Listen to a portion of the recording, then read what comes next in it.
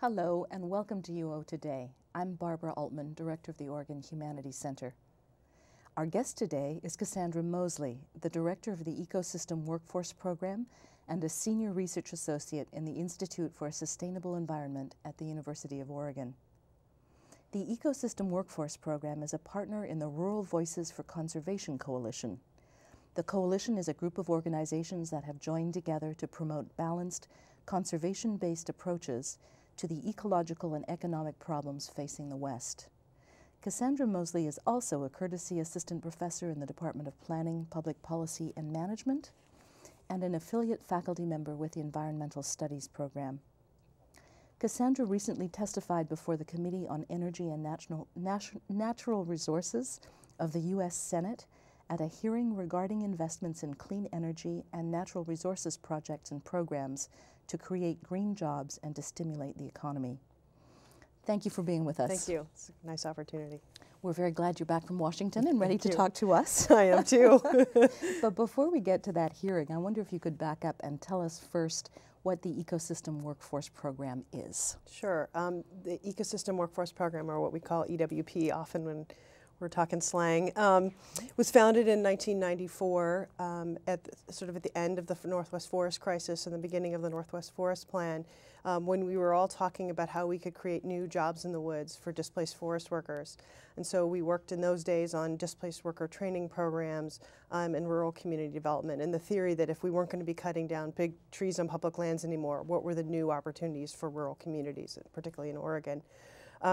Today, we think about our work as bringing together ecological health, economic well-being, and a vibrant democracy. So we're Say those three things Sure. again. That's important, Yeah. I think. Go back. Ecological health, Mm-hmm. economic well-being, and a vibrant democracy. Okay. Those for us are how we build sustainability. I know that you were just recently promoted to Senior Research Associate, but you've been with this program for quite a while, right? Yeah, I came to the University of Oregon in 2001 to work with the Ecosystem Workforce Program, and then after a few years became its director. Now, we know that federal land management had a big shift in the early 1990s. Can you describe how those policies changed and what their current focus is? Sure. I think for those of us who, lived and loved the Pacific Northwest for a long time, we can remember the sort of go-go days of public lands timber harvest, and that was a lot of the focus of federal land management was on harvesting large volumes of timber from the public lands, a lot of focus on that. That was an incredibly important part of the Oregon economy, particularly for rural Oregon. Things started changing for Oregon in the 1980s, although timber still played an enormous role, and today we still continue to be one of the most important timber economies in the country. But today on public lands, there's much less focus on timber, much greater focus on ecosystem restoration, on providing a wider array of goods and services, some timber for sure, but also a bigger focus on habitat for endangered species, thinking about fire and fire hazard reduction and how we restore fire-adapted ecosystems. And all these new ways of thinking about how we manage the public lands create new problems and opportunities for the communities that live next to and depend on public lands, both for their cultural well-being as well as their economic well-being. A problem and an opportunity. So that's a lot of what our focus is what is that nexus? How do we make lemons out of lemonade? Or lemonade out of lemons, I should say. Right. Hopefully we're not making too many lemons out of lemonade. Now, I know a lot of your work, and especially a recent article in a collection of published essays, focuses on the quality of jobs in the forest management industry. What are the factors that influence job quality in that sector? Sure. Well, when we were, back in the early 90s, late 80s, when we were fighting about jobs versus owls, when that was how we framed the problem. It was jobs versus owls? Jobs versus yes, owls. okay. We were talking jobs versus owls or timber versus owls. It was sort of this either or. We had in our heads, I think collectively, an image of a forest worker being a logger. And we thought of loggers as rural, longtime residents, typically white, typically male. And when we started to think about, but that wasn't the only people working in the woods. As a matter of fact, there were a lot of other people working in the woods. There were people who were planning projects, who do all the technical activities of woods work. There were people doing the tree planting and the thinning. And those folks had, in the 1970s, had been, back to the land or hippies and a lot of other folks. But by the 1980s, they were largely Hispanic immigrants. The other group of people that work in the woods that we don't see or learn about very often are non-timber forest products harvesters, the folks that gather mushrooms and medicinals and boughs that you put, when you get your wreath that you hang on the door in December. That may well have come by somebody who's a non-timber forest products harvester. Also a group of people that's very invisible by and large. These studies have really thought about broadening our thinking about who works in the woods, particularly because once we started thinking about how do we find new jobs for displaced forest workers, which often we meant or we were thinking mentally of as loggers and mill workers. In fact, a lot of the jobs that we were thinking about were actually the jobs that had the kinds of activities that these forestry services workers had been doing for a while: thinning, tree planting, fire suppression. And so the questions I've been wanted to ask in my research was, so if we're replacing these logging jobs, which we've had at least a mental image of, our family wage rural jobs, with something else, what's that something else look like? Because it isn't really good enough to be saying, well, we're just going to count more bodies or more jobs if we don't think about job quality. And so we've thought a lot about job quality. So these studies, there's 3 of them, and I obviously won't go into all of the details, but probably the big take-home message was about ethnic differences. That it turned out, as we did this, ran at this question from a bunch of different ways, that there were some pretty significant differences in the quality of jobs of Hispanic and non-Hispanic forest workers, and that Hispanic workers it was a much more difficult row to hoe, and that they were much more vulnerable to being hurt in the woods, not being taken care of if they were hurt, not being paid the wages they were supposed to be paid. And then even things that aren't particularly illegal, but just a tougher working condition, more likely to be yelled at, more likely to work long hours, just the conditions are just not the same in a lot of different dimensions. And so I think those have big implications for both sort of how we think we should spend our tax dollars, whether we spend our tax dollars on activities that inadvertently are harming certain sectors of the workforce. How we've thought a lot about how do we improve those working conditions, with the theory that if we can improve the working conditions of the folks at the bottom, then everybody's working conditions will get better. A sort of rising tide, lift all boats approach to, rather than the sort of poorest person beating up on the second poorest person, which doesn't seem to get us very far when we're thinking about, improving people's lives. Purely out of curiosity, I have to ask you how you ended up an expert in forest management and wood jobs, because your education is in political science and on the East Coast, right? How did you become an expert in... that's an incredibly long story. Okay. But, if you could just give me a few insights into that. I think there's probably two kind of things that always come to mind, or images that flash into my head when people ask me that question. One probably is having my nose pressed against the window as a child as we drove across the Central Valley of California from the suburban Silicon Valley life I lived every day as a kid growing up in California, and the Sierra, driving to the Sierras and being just being incredibly drawn to this agricultural and sort of resource-based thing that was going on in the rest of California that we suburbanites didn't know much about. I think the second, there's a lot of story between that and probably the biggest other turning point in my life, which was being a graduate student in a political science department at a place like Yale, where environmental politics was, not something that my department thought that much about. And it turned out that at the time, the spotted owl crisis was on the New York Times front page, and so it was clearly politics. And so I was very interested in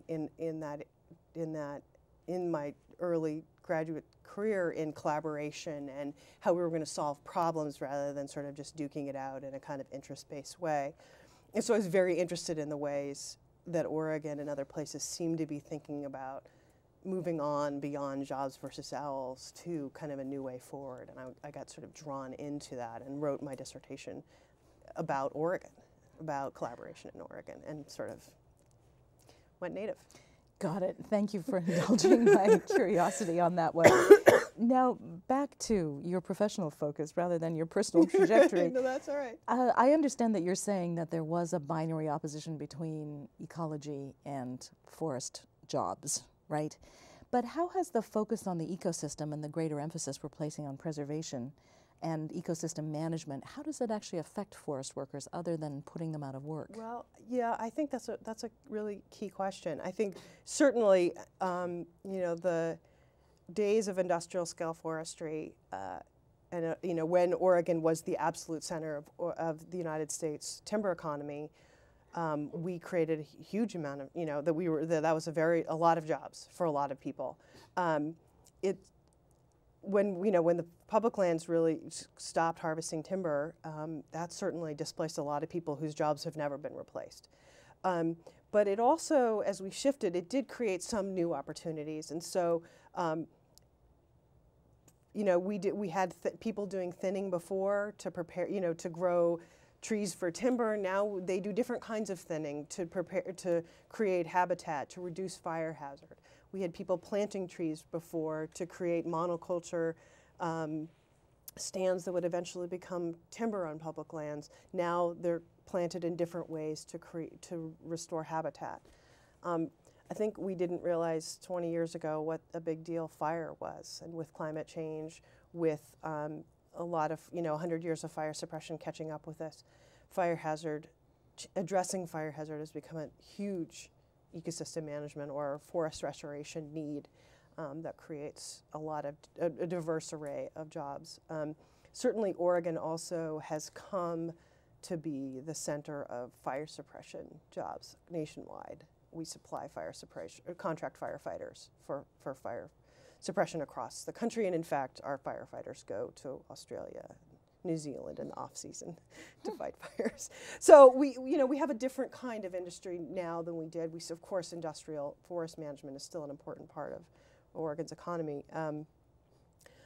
But we're focused on habitats, restoration, streams, road decommissioning, not building more roads, all these other activities that create smaller opportunity than there was 20 years ago, 30 years ago, but still opportunity. It's a much broader range than I would have guessed Yeah. at. Yeah, thanks for that answer. I want to turn to your testimony before the Senate because Sure. you've been representing the Pacific Northwest in D.C. At that testimony, you described strategies to create a green economy. Can you give us a list of what those strategies are? Sure. My testimony was very focused on rural green economy and public lands. I was asked to speak about the thing I know the most about, which is how public land management can be an economic opportunity, public lands restoration. And so my focus was on the variety of activities, some of which I just said, but stream restoration, fire hazard reduction, road decommissioning, all these activities are green jobs. And part of why I wanted to go there and say that list was because so much of the discussion of the green economy and green jobs has been urban focused on things we need. We need to put solar panels on houses. We need more insulation. We need to be thinking about different ways to, get from point A to point B that doesn't have such a huge impact on our carbon or our dependency on foreign oil. Those are all critical things. But it's also the case that how we treat our lands and it has a huge impact on how we can address carbon, how we're going to manage our carbon, how we're going to have sustainable supply of clean water, clean air, and all these things. And in this sort of new green jobs conversation, that had been a lot more quiet. I think also if we're serious about sustainability is not just taking care of the environment. It's that three-legged stool: ecology, economy, democracy. And so if we only think about urban issues, we also don't think about the livelihoods of rural people and rural communities, and they're interconnected with the land. That's where the land and taking care of the land happens. And so I think we have to have in the green economy conversation an intersection of the landscape and the people who take care of the land. That makes perfect sense to me, and I understand that you don't want a rural-urban divide, that we need to do away with that. What about the democracy piece? You've mentioned that twice, and I wonder if you could elaborate on that. Well, you know, I think that the Rural Voices for Conservation, one of the leaders of that, Lynn Jungwirth, at least a decade, I don't know, I've been working with her for seems like forever. She coined sort of the phrase open, inclusive, and transparent. And she really focused on that because she is from a rural community which is 70% public lands. And when you live in a community like that, when your county is 70% public lands, if you have no access to the decision-making process, life is being done to you. It's not, you're not a part of it. You don't control who's making the decision-making. So for me, what I think about when we talk about democracy, we're talking about political, collaborative decision-making process that include the people who have a stake in the outcome, whose livelihoods are impacted, who have a cultural stake in the matter. That it's a very inclusive process, decision-making, because I think we make better decisions that way. We make fairer decisions, and in something as complex as public lands management, we actually make smarter decisions. So you're saying it's really important to talk to displaced workers, workers who are transitioning to a different kind of forest work, the people who are in those communities up against those lands who are being really affected by this. Yeah, talk to and include in the process, in decision making. Do you do a lot of that here in Oregon? I don't do a lot of it myself. Turned out the people who who facilitate collaborative processes is a very particular. It's a skill that I should not be part of. So it's a different piece of the job. It's a different piece of the puzzle. It's certainly, I work in a lot of collaborative processes, but I'm not usually the person at the head, if that makes sense. That's a different kind of person than the person I am. I tend to feed questions and information and problem solving into collaborative processes, but I'm not the facilitator of a collaborative process. Okay, got it. So you're working on the statistics and the policy and the reporting so that it can be managed at the upper level. Okay. Yeah. Now let me ask you then, so we've been talking about wood-based development in industry and jobs. How does wood-based energy development fit into strategies that address climate change? Sure.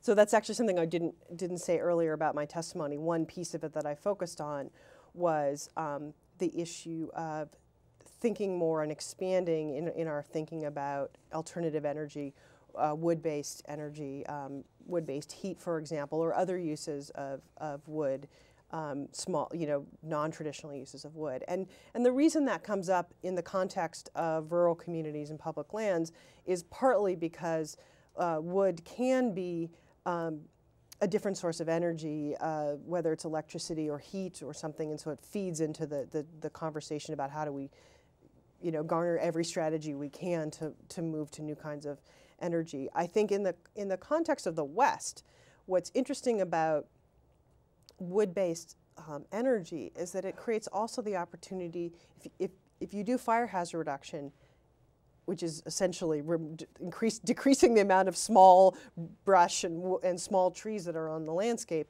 and you take them somewhere, what do you do with them? Do you burn them in a pile at the side of the road? Do you leave them scattered behind? Or in some cases, it's maybe be appropriate to take those to a facility at a rural school and turn it into the heating of a high school. So is that an example of the non-traditional uses of wood? Yeah, that would be a perfect example. The Enterprise School in Eastern Oregon has built a wood-based heating system for their school, which they believe will save them something like $100,000 a year, which if you're a tiny rural school that already has a 4-day school week, that's a huge amount of money.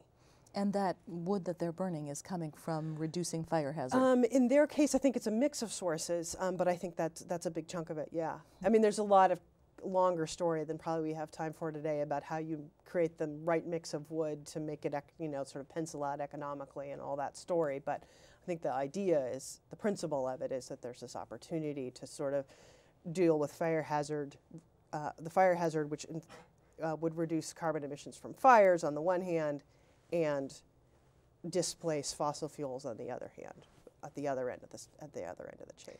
That's a great concrete example. I see what you mean. If we can go back to the stimulus package that has been under discussion now that the Obama administration is in place, it looks like that stimulus passage is going to pass. How do we move to implementation of the new strategies you've been discussing? Sure, and I think that's a key question now. I mean, the stimulus package went to the floor of the House yesterday. The Senate will, make some decisions in the next few days, and we'll probably see something in the next few weeks. And now, after the jostling about how many millions of dollars will go to which agency, that'll be over. And the question is, how do they, get to the shovel-ready projects quickly? And I think that a lot of the emphasis is on shovel-ready, because that's an Obama word, shovel-ready, which everybody sort of adopted. But the idea of, do the projects that are really ready to go, don't spend 2 years planning. But I think that there's a lot of questions to be thinking about what are the mechanisms you use to implement them, where do you prioritize. And natural resource agencies are often very used to focus on how many acres are we going to treat, how many miles of road will we work on. But this calculus is different. It's about how many jobs. How many jobs on the one hand, where you have those jobs, and what the quality of those jobs are. And so there's just sort of a different calculus. And so I think we need to be thinking about all those kinds of questions pretty quickly here, so that we don't run around and try to treat the most acres, which is not really the most important thing right here. It's treating the right acres that'll create the right kinds of jobs in the right places with adequate job quality. And I think, for example, in the area of fire hazard reduction, Forest Service and BLM, they'll probably get $500 million. I don't know what the number will be, but let's say $500 million between the two agencies, maybe a little bit more. Where should they spend that money? Should they spend it in places with acres that it's inexpensive to treat? Should where it's low cost per acre? Should it be high cost per acre? Should it be places that are with high unemployment rates, low unemployment rates? Where should they think about it? And I think one of the things that there's the job issues, and then I think there's a second issue which came out at this hearing, which was, are we going to bankrupt our children in doing this stimulus package? And then the question is also, what's going to give you the most payback? What's the investment that gets it a return? So in the case of fire hazard reduction, you want to think about job quality, you want to think about where the jobs are needed, and then you need to think about what's going to get us the most reduced costs in fire suppression over time. Do you have your own answers to where, which areas, which jobs? Well, yes and no. I'm still working. That's actually the work of the next 2 weeks, I think, is really to create some clarity. In the area of fire suppression, I'm pretty clear that we need to invest more in the areas where fire suppression costs are high, which is in California, Oregon, and Washington, and the northern region, the Forest Service, which essentially is Montana, northern Idaho, that area. We've been way underinvesting. Are costs high because it's difficult terrain, because there's such a lot of terrain to cover? Yes. Both. Okay. All right. Thank you. For a lot of reasons, but it's because they're ecologically out of whack, steep terrain, it's hard to fight fires. We all know what happened in Northern California last summer, where they spent billions and billions, not seemingly billions and billions, it was actually millions and millions of dollars fighting fires all summer long. And those are places they haven't invested very much because they've been chasing the inexpensive acres. I also think that one of the central challenges will be making sure that public lands jobs go to rural communities, because when you're moving really fast, your inclination is a totally logical but unfortunate inclination. If you're an agency that needs to move money fast, you're going to reach for larger contracts. and that's going to tend to, do less administrative overhead, all these things, but it means that bigger businesses that tend to be urban-based may capture more of the work, and we want to make sure that while rural communities probably can't do all of the work, that they do get a chunk of it, and that's going to be a challenge while moving quickly. So your immediate concern is to figure out how to move that stimulus money into the most effective areas, both short-term and long-term. Exactly. Got it. Yeah. Now, one other question, just as we're beginning to wrap up here, what other opportunities and changes do you foresee with the new administration, with Obama in office? Wow. Yeah. That's not a 2-minute question. Sorry, but no, that's okay. I mean, I think that there's we're already feeling the changes in everyday headlines of whether it's Climate Wire or the announcements that Secretary Salazar makes or President Obama himself. I think we're likely to see a lot of rethinking of environmental regulation. I think that we are likely to, I've already seen a big directive from President Obama to create much more transparent, collaborative government. I think that's a huge opportunity for everybody from rural communities to universities, frankly. We've been through a really tough period, and I think the toughness of it, a lot of it has been about secrecy and lack of access to information, and I think that may be some of the most significant changes, even though I don't think we knew that when we were having an election and we were fighting about this plan or that plan, but I think that might actually be the most pervasive thing that opportunity that we see in the next few years. You're going to be a busy woman. Yes. Luckily. It's a great opportunity. It's an exciting time for us. Cassandra, this has been great. I really appreciate you coming to talk to us about it. It's so timely, so it's very nice that we'll be getting this on the air fast, and thank you for the information. Sure, thank you. We have been speaking with Cassandra Moseley, Director of the Ecosystem Workforce Program in the Institute for a Sustainable Environment at the University of Oregon. Thank you for watching, and see you next time.